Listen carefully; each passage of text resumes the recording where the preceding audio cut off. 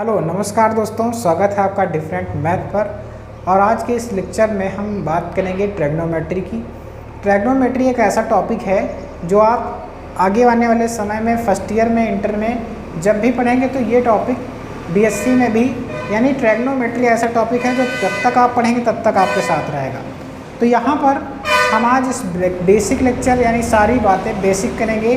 Trigonometry कैसे बनती है, किस पर बेस्ड है, तो इसके नाम से ही पता चलता है त्रिकोणमिति यानी ट्रिग्नोमेट्री। तीन एंगल यानी ट्रैगो का मतलब त्रिभुज और मेट्री का मतलब त्रिभुजों का मापन ही आपका ट्रिग्नोमेट्री होगा। तो यहाँ पर अगर हम बात करें इसका यूज कहाँ कहाँ होता है, तो इसका यूज जैसे कि हमारे कंस्ट्रक्शन में होता है, कोई बिल्डिंग बनानी है, या फिर कंस्ट्रक्शन के बाद जैसे कि मैकेनिज्म में यूज होता है, कोई भी मशीन बनानी डिज़ाइन करनी है उसमें इसका यूज प्रॉपरली होता है। ट्रिग्नोमेट्री का यूज हम इसके एप्लीकेशंस भी पढ़ेंगे 10th में, कहाँ कहाँ इसका अप्लाई कर सकते हैं। कोई चीज़ फ्लाई कर रही, उड़ रही, उसका स्लोप निकाल सकते हैं, उसकी डिस्टेंस निकाल सकते हैं, कितने टाइम में कहाँ जाएगी ये भी निकाल सकते हैं। तो ट्रिग्नोमेट्री का अच्छा यूज होता है, डेली लाइफ में भी होता है और अपने मैथ में भी होता है। तो बेसिकली ये डिपेंडेड है ट्रायंगल पर। तो ट्रायंगल में आपको पता होना चाहिए ट्रायंगल ऐसा होता है, राइट एंगल ट्रायंगल होता है। तो यहाँ पर ये तीन साइड होती हैं इसकी, तो ये तीन साइड के नाम आपको पता होने चाहिए। तो यहाँ पर इसको कहते हैं लंब। क्या कहते हैं? लंब, यानी कि इंग्लिश में कहा जाएगा परपेंडिकुलर। क्या? परपेंडिकुलर कहते हैं। इसको आधार कहा जाता है हिंदी में। क्या कहते हैं? आधार। इंग्लिश में कहा जाता है बेस। इसको कहते हैं कर्ण। क्या कहते हैं? कर्ण। और इंग्लिश में कहा जाता है हाइपोटेनस। क्या कहते हैं? हाइपोटेनस कहा जाता है कर्ण। यानी कि जो ट्रिग्नोमेट्री है वो इन्हीं रेखाओं से, इन्हीं ट्रायंगल में सारे 6 रेशियो बनते हैं। Sine, cos, tan, cos x, sec, cot. ये 6 रेशियो पर पूरी त्रिकोणमिति बेस्ड है। तो 6 रेशियो जो बनते हैं वो इन्हीं लाइंस यानी इन्हीं जो लंब, कर्ण, आधार, हाइपोटेनस, बेस, परपेंडिकुलर हैं, इन्हीं के रेशियोज होते हैं। ठीक है, तो ये 6 रेशियोज आपको याद करने पड़ेंगे। आपको याद करने की ट्रिक भी बता दी जाएगी आप इजीली, ताकि याद कर सकें। तो इन्हीं 6 रेशियो पर पूरी ट्रिग्नोमेट्री बेस्ड है। तो आइए हम देखते हैं कि वो 6 रेशियोज क्या होते हैं। तो पहला रेशियो आपका साइन होता है। क्या होता है? Sine theta. थीटा एक एंगल का सिंबल होता है। जो मान लीजिए ये एंगल जो दिया है वो मान लेते हैं थीटा है, तो वही सिंबल जो है वो थीटा कहा जाता है, साइन। तो यहाँ पर साइन की वैल्यू, साइन पहला रेशियो है। और कौन है? साइन के बाद कॉस आता है, कॉस थीटा। फिर क्या आता है? टैन आता है। फिर साइन कॉस टैन थीटा। फिर कॉसेक, कॉसेक सेक। फिर आता है कॉट। तो ये 6 रेशियो आपको याद करने पड़ेंगे। इसी पर पूरी ट्रिग्नोमेट्री आपकी बेस्ड है। तो याद करने का तरीका हम बता दें आपको। आप एक सूत्र याद कर लीजिए, लाल, अगर हिंदी मीडियम वाले हैं, लाल बटे कक्का, के ए। तो इसका मतलब जो 3 दिए हैं, एल का मतलब लंब होता है, के का मतलब कर्ण होता है। तो यहाँ पर देखिए लंब बटे कर्ण, यानी किसका किसका रेशियो? लंब और कर्ण का रेशियो ही कौन होता है? साइन होता है। यानी लंब और कर्ण का अनुपात ही साइन होता है। तो यहाँ पे देखो लाल बटे के यानी कक्का, याद रखिए आप। तो एल बटे के किसका है? ये साइन का है। तो एल का मतलब लंब बटे के का मतलब कर्ण। अगर इंग्लिश में देखें तो हम कह सकते हैं परपेंडिकुलर अपान हाइपोटेनस, P अपान H। ठीक है, P अपान H। उसके बाद देखें कॉस का, देखें कॉस का सेकेंड वाला, ए बटे के, ए मतलब आधार, के बटे कर्ण। तो यानी आधार यानी बेस, और नीचे क्या हो जाएगा? कर्ण यानी हाइपोटेनस। तो बेस के लिए बी हो जाएगा, हाइपोटेनस के लिए एच हो जाएगा। ठीक है, तो यहाँ पर अगला देखें टैन का क्या होता है? टैन का देख लीजिए लंब बटे आधार होता है। तो लंब क्या है? लंब लिख लीजिए यहाँ, लंब बटे आधार। इंग्लिश में देखें तो लंब के लिए परपेंडिकुलर, आधार के लिए बेस होता है बी। ठीक है, कॉसेक जो होता है कॉसेक, अब 3 रेशियो निकल गए, इनको उल्टा कर दीजिए। क्या कर दीजिए? उल्टा करेंगे के ए बटे एल ए एल। जो उल्टा करोगे 3 और रेशियो नीचे वाले मिल जाएंगे। इसका मतलब है ये जो होता है साइन जो होता है, कॉसेक जो होता है साइन का जस्ट उल्टा होता है। तो यहाँ पर क्या लिखा है? जो लंब बटे कर्ण, तो इसका उल्टा कर दो। यहाँ पर भी देखो कर्ण बटे लंब है, तो कर्ण बटे लंब हो जाएगा। ये इजली आसानी से याद हो जाएगा। एच अपान पी हो सकता है, हाइपोटेनस अपान परपेंडिकुलर हो सकता है। सेक का क्या हो जाएगा? सेक का हो जाएगा कर्ण। सेक किसका उल्टा होता है? सेक कॉस का उल्टा होता है। तो कर्ण बटे आधार, तो हाइपोटेनस अपान बेस, ये हो गया। कॉट टैन का उल्टा होता है, तो टैन का हो जाएगा आधार, आधार बटे लंब, इसका हो जाएगा बेस अपान पी।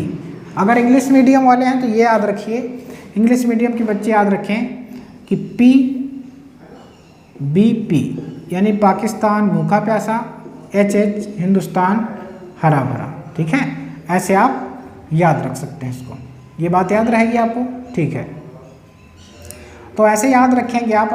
तो ये इंग्लिश मीडियम वालों के लिए, ये हिंदी मीडियम वालों के लिए बहुत इजीली याद करने का तरीका है। इसको उल्टा कर देंगे, 3 रेशियो शुरुआत के मिलेंगे, साइन कॉस टैन, फिर उल्टा करने पर 3 रेशियो आगे वाले मिल जाएंगे। ठीक है, तो यहाँ पर ये चीज़ आपको कंठस्थ होनी चाहिए, याद होनी चाहिए, तभी आप ट्रायगोनोमेट्री के क्वेश्चन कर पाएंगे। ठीक है, इतनी बात समझ पाए आप? तो यानी बेसिकली हमें ट्रायगोनोमेट्री का अगर कोई भी रेशियो चाहिए, ट्रायगोनोमेट्री का अगर हमें कोई भी रेशियो चाहिए तो हमें तीनों भुजाएं पता हो ट्रायंगल की, यानी बेस पता हो, परपेंडिकुलर पता हो, हाइपोटेनस पता हो, लंब आधार कर्ण। अगर 3 साइड पता है तो हम कोई भी रेशियो इनका निकाल सकते हैं, ये बात याद रखना। तो जहाँ भी क्वेश्चन आएगा तो सबसे पहला आपका दिमाग जाएगा कि हमें तीनों साइड पानी है, तीनों साइड पानी है। उसके बाद हम कोई भी रेशियो आसानी से निकाल सकते हैं। तो इसके बहुत सारे और फार्मूले होते हैं, क्योंकि ट्रिग्नोमेट्री में एक सवाल में बहुत सारे फार्मूले लग सकते हैं। तो ट्रिग्नोमेट्री में फार्मूले की कमी नहीं, फार्मूले बहुत आपको पढ़ने पड़ेंगे और प्रैक्टिस से आपको याद हो जाएंगे। ऐसे याद नहीं होंगे, लेकिन आप लगातार प्रैक्टिस करेंगे तो डेफिनेटली याद हो जाएंगे। तो यहाँ पर हम देखते हैं कुछ इसके फार्मूले देख लेते हैं जो सिंपल हैं। यहाँ पर देखिए, साइन का उल्टा हमने बताया कॉसेक होता है, तो साइन का फार्मूला 1/कॉसेक थीटा भी हो सकता है। समझ रहे हैं मेरी बात? और कॉसेक बराबर कॉसेक साइन का उल्टा, तो 1/साइन भी हो सकता है। उसी प्रकार कॉस थीटा सेक का होता है, तो सेक थीटा हो सकता है। सेक बराबर 1/कॉस थीटा हो सकता है। टैन थीटा बराबर 1/कॉट थीटा हो सकता है। कॉट बराबर 1/tan हो सकता है। तो ये सारे फार्मूले जो हैं यूज होंगे। और कौन सा फार्मूला यूज होगा? फार्मूला सब लिख लीजिए। टैन थीटा बराबर साइन थीटा बटे कॉस थीटा होता है। कॉट थीटा बराबर उसका उल्टा कॉस थीटा बटे साइन थीटा होता है। तो ये सारे फार्मूले जो हैं आपके लिए बहुत फ़ायदेमंद होंगे आगे क्वेश्चन में, याद कर लीजिए इनको। ठीक है, तो ये थी हमारी बेसिक बातें। जो ट्रायगोनोमेट्री पढ़ोगे तो इतनी चीज़ें तो आपको याद ही होनी ही चाहिए, तभी आप क्वेश्चन इसके कर पाएंगे। तो बढ़ते हैं आगे, एक क्वेश्चन लेते हैं इस पर और करते हैं, देखें कैसे करेंगे हम। ठीक है, मिटा दें इसको, स्क्रीनशॉट ले लीजिए आप।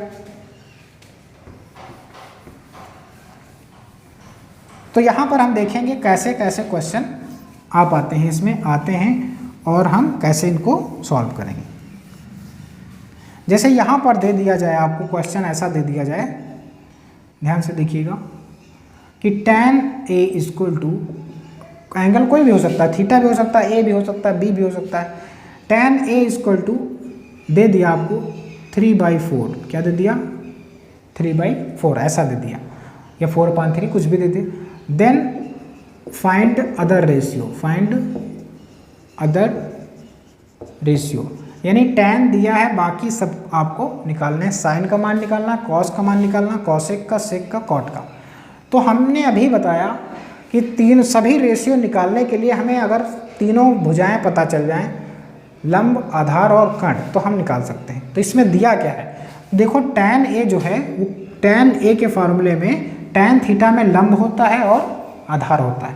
तो इसका मतलब है यहाँ पे tan a दिया है, tan a का मतलब 3/4 लिखा है, तो ये क्या होगा, tan में ऊपर वाला हिस्सा लंब होता है और नीचे वाला आधार होता है।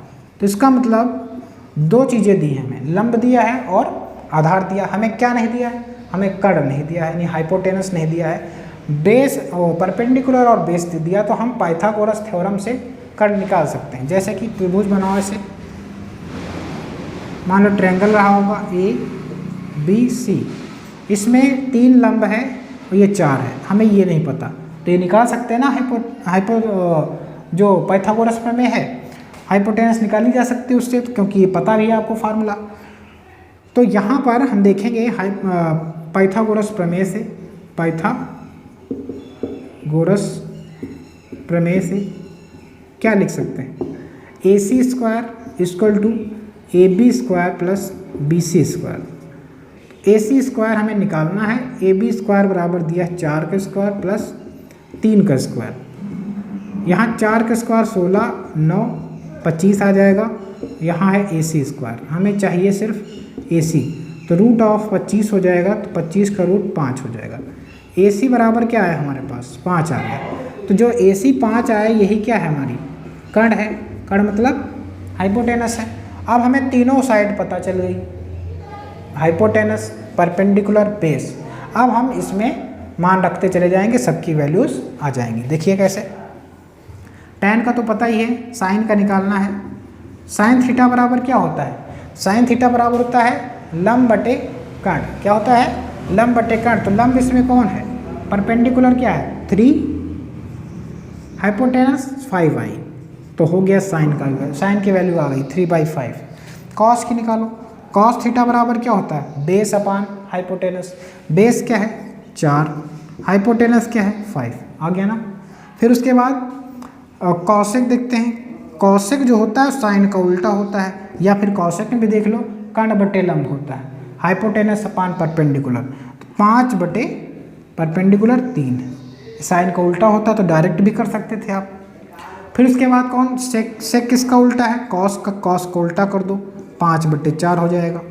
और वहाँ पर कॉट है, कॉट थीटा बराबर, या ए बराबर निकालना है इसमें, तो ए यहाँ पे एंगल ए है, सबको ए दे दो नाम, ठीक है, सबको ए दे देंगे हम। कॉट ए tan का उल्टा होता है, tan दिया ही था 3/4, तो इसका उल्टा 4/3, समझ पाए। तो यानी हमारे ये 5 रेशियो ऐसे मिल गए। कब से, हमें अगर 2 दिए हों तो एक हमें भुजा निकालनी है, भुजा कोई भी निकालनी पड़ सकती है।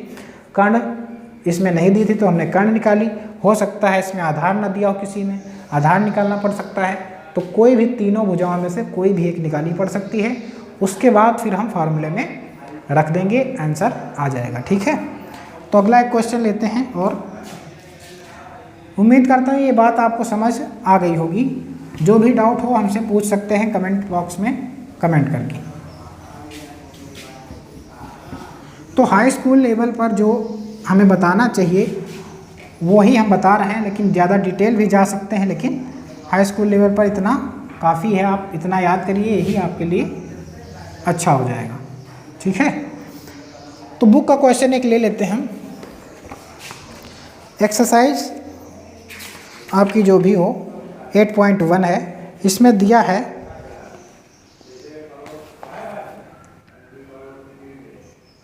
देखिए ध्यान से, कॉस ए बराबर दिया है, कॉस ए बराबर 5/13, तो है, तो tan ए बताइए, tan ए का मान ज्ञात कीजिए, ये आपसे कह रहा है, ठीक है। तो देखिए ध्यान से, यहाँ पे क्या दे दिया, कॉस ए का मान दिया है 5/13, और पूछ क्या रहा है tan ए का मान। तो हमें जो कॉस दिया है, कॉस का फार्मूला क्या होता है, यानी कॉस में 2 चीज़ें दी होंगी, कॉस में कोई 2 साइड होंगी। अब कौन कौन सी है, कॉस का फार्मूला याद करो, अगर नहीं याद तो लाल बटे कक्कन रख लो। बीच वाला साइन पहले वाला होता है, दूसरा वाला कॉस होता है, तो कॉस में क्या है, आधार बटे कर्ण। इसका मतलब 5/13 जो है वो आधार है, नीचे वाला कर्ण है, यानी बेस है ये और ये हाइपोटेनस। तो तो हमें दो चीज़ें पता है, कौन, कर्ण पता है, आधार पता है, लेकिन परपेंडिकुलर नहीं पता, लंब नहीं पता है हमें। तो ये कैसे निकालेंगे, देखो ये आपका ABC हो जाएगा। यहाँ पे ये क्या पता है आपको, 13 पता है ये, और ये 5 ये नहीं पता हमें, BC नहीं पता। तो पाइथागोरस प्रमेय हम जानते ही हैं, पाइथागोरस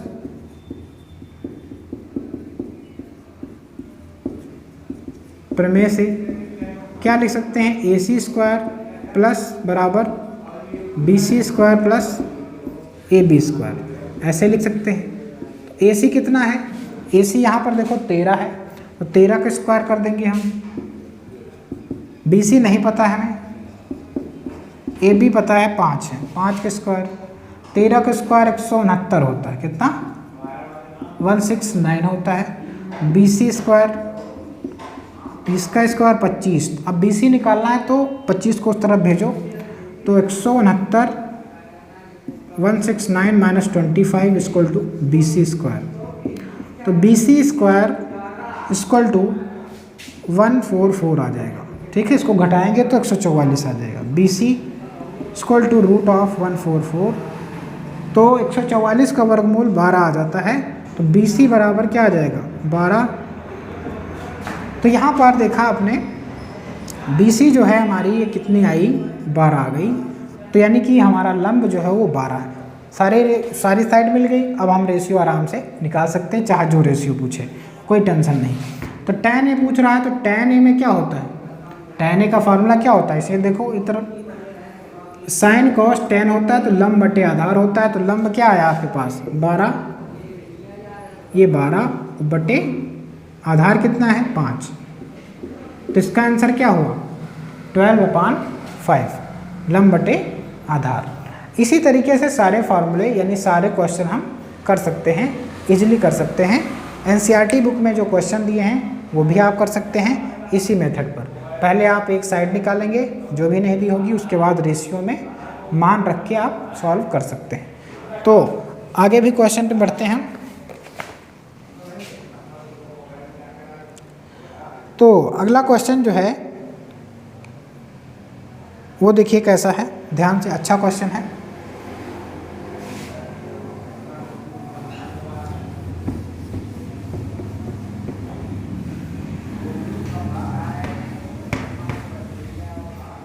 ऐसे ही NCERT बुक में भी क्वेश्चन है, क्योंकि ये NCERT बुक नहीं है इसलिए हो सकता है इसमें चेंज हो क्वेश्चन, लेकिन लगेंगे ऐसे ही क्वेश्चन, ठीक है। तो यहाँ पर दिया हुआ है एक अच्छा क्वेश्चन लेते हैं। cos A बराबर 15/17 दिया हुआ है, और इसमें पूछ रहा है आपसे है तो इसकी वैल्यू बताओ tan A plus cot A की, ये वैल्यू बतानी है। तो कैसे निकालेंगे हम, इसका मतलब ये हुआ कि यहाँ पर cos A का मान दिया है 15/17, हमें एक साइड निकालनी होगी, फिर tan A का मान cot A का मान निकालना होगा, जोड़ देना होगा, तो आंसर आ जाएगा। तो यहाँ पे दिया क्या है, cot नहीं पता, क्या cot क्या होता है, आधार बटे कर्ण होता है। तो इसका मतलब ये आधार दिया, ये कर्ण दिए, ये बात समझ पाए आप। हमें क्या निकालना है, परपेंडिकुलर निकालना है। तो कैसे निकालोगे, ये मान लो आपके पास आधार है 15, कर्ण है 17, ABC, ये निकालना है। तो हम कह सकते हैं पाइथागोरस प्रमेय से क्या हो जाएगा, AC² बराबर AB² प्लस BC²। ये 17 का स्क्वायर हो जाएगा, ये 15 का स्क्वायर हो जाएगा, और ये हमें नहीं पता है। ये 289 होगा, ये 225 होगा, और ये BC का स्क्वायर हो जाएगा। स्क्वायर करके देख लीजिएगा। 289 में से -255 माइनस करना है 225, और BC² घटा देंगे तो कितना बचेगा, 4 बचेगा ये, और यहाँ 8 में से ये कितना बचेगा, 6 बचेगा। तो यहाँ BC², तो BC बराबर √64 यानी कि 8 × 64 होता है तो 8 आ जाएगा। BC की वैल्यू क्या आ जाएगी? 8 आ गई। तो यहाँ पर अब हम मान रख सकते हैं tan A का और cot A का मान रख सकते हैं। तो tan A का मान भाई क्या होता है? tan A plus cot A निकालना है हमें। तो tan A बराबर क्या होता है? याद करो LAL बटे KKA, लंब बटे आधार होता है कि नहीं होता है? तो यहाँ पर कितना आया है लंब? 8 आ गया। तो लंब बटे आधार यानी 8 बटे 15 आ जाएगा ये, 8 बटे, और ये कॉट उल्टा होता है tan का तो 15 बटे 8 आ जाएगा ये। समझ पाए? इसको सॉल्व कर दीजिए, आंसर आ जाएगा 8 × 64 होगा प्लस 225 होगा, 15 15 15 × 120 होता है ना। 8 × 5 = 40 और क्या 8 × 1 = 8, यहाँ हो जाएगा 15 × 120 ही होता है। ठीक, तो यहाँ पर जोड़ दीजिए, कितना हो जाएगा? 64 जोड़िए उसमें 289 हो जाएगा अपान 120। तो इतना आंसर आपका आ रहा है। इसमें आंसर चेक कर लेते हैं आपका सही आंसर। ठीक, 289 अपान 120। तो इस तरीके से भी क्वेश्चन बना के आपसे पूछा जा सकता है जिसमें कॉम्बिनेशन हो किसी दो चीज़ों को, रेशियो का। तो आज का ये बेसिक लेक्चर था, ये सीखिए। अगले लेक्चर में हम इम्पोर्टेंट क्वेश्चन लेके आएंगे। आज के लिए इतना ही, मिलते हैं नेक्स्ट लेक्चर में। धन्यवाद। वीडियो अच्छा लगा हो तो हमें ज़रूर कमेंट करें। Thank you.